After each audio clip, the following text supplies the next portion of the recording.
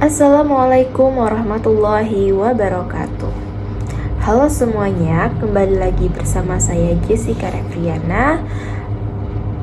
Pada kesempatan kali ini saya akan mempresentasikan materi akuntansi perpajakan.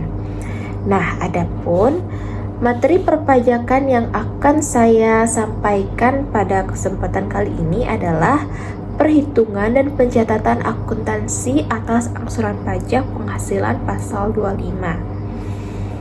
Nah, untuk mengetahui apa itu PPh pasal 25, kita harus tahu dulu tentang PPh pasal 25. Apa sih PPh pasal 25? Jadi PPh pasal 25 itu adalah angsuran pajak penghasilan yang dibayarkan wajib pajak setiap bulan selama tahun berjalan untuk meringankan beban pembayaran pajak tahunan secara sekaligus.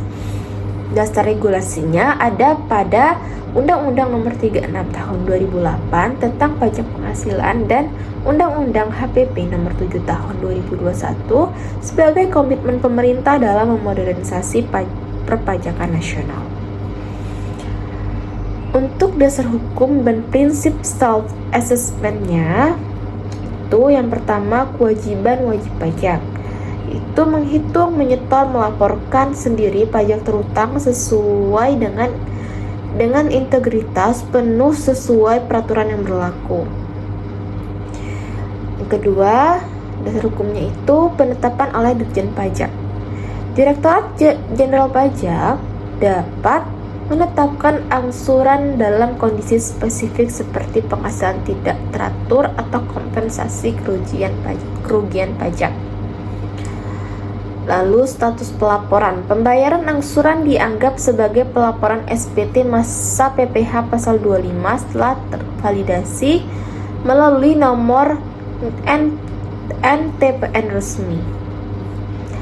Cara menghitung angsuran pajak penghasilan pasal 25. Rumusnya, PPh terutang tahun lalu untuk 3 kredit pajak dibagi dengan 12 bulan. Untuk komponen kredit pajaknya itu ada PPh pasal 21, PPh pasal 22, PPh pasal 23, dan PPh pasal 24. Contoh perhitungannya, misalnya PT ABC memiliki PPh terutang 50 juta dan kredit pajak 26 juta. Maka angsuran per bulannya itu adalah 2 juta per bulan.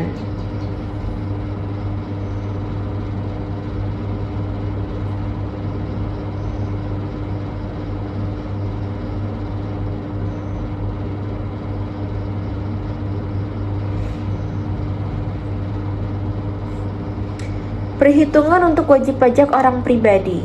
Yang pertama, pengurangan PTKP. Penghasilan neto dikurangi penghasilan tidak kena pajak terlebih dahulu sesuai status dan tanggungan. Lalu pembukuan lengkap. Gunakan penghasilan neto fiskal bulanan jika wajib pajak memiliki pembukuan lengkap dan terakreditasi. Lalu yang ketiga, tanpa pembukuan. Untuk yang tidak memiliki pembukuan, gunakan norma perhitungan penghasilan neto atas peredaran bruto. Untuk perhitungan untuk wajib pajak badan, penghasilan neto fiskal. Penghasilan bruto dikurangi semua biaya yang dapat dikurangkan sesuai ketentuan pasal 6 Undang-Undang Pajak Penghasilan. Tarif dan perhitungan. Angsuran dihitung berdasarkan penghasilan neto fiskal dikalikan tarif pajak badan yang berlaku, biasanya 25%. Wajib pajak baru. Pada tahun pertama operasional, wajib pajak baru umumnya diberikan angsuran nihil atau minimal sampai laporan keuangan tersedia. Pencatatan akuntansi angsuran PPh pasal 25. Jurnal saat pembayaran, yaitu beban pajak penghasilan pasal 25 pada kas atau bank.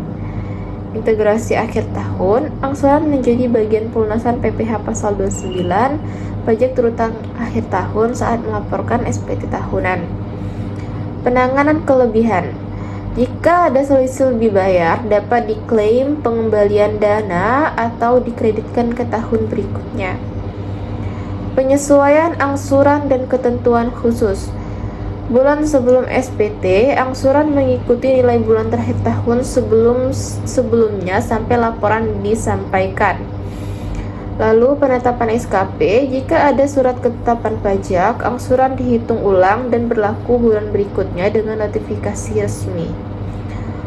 Wajib pajak tertentu. Bank, BUMN, dan wajib pajak masuk bursa wajib melaporkan perhitungan angsuran PPh dan pasal 25 secara berkala.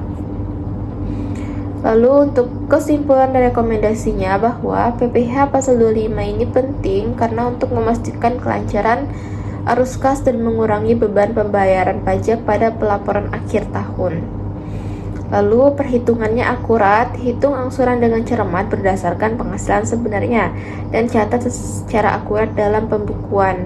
Lalu melakukan konsultasi dengan Dirjen Pajak, manfaatkan fasilitas konsultasi gratis dari Dirjen Pajak untuk kepastian perhitungan yang tepat, dan selalu update ketentuan yang perpajakan terbaru secara berkala untuk menghindari sanksi administratif dan denda pajak. Baiklah, sekian presentasi dari saya mengenai perhitungan dan pencatatan akuntansi atas angsuran pajak penghasilan pasal 25. Semoga materi yang saya sampaikan dapat bermanfaat dan dipahami dengan baik. Akhir kata, saya mohon maaf apabila ada kesalahan dalam penyampaian saya. Wabillahi taufiq wal hidayah. Wassalamualaikum warahmatullahi wabarakatuh.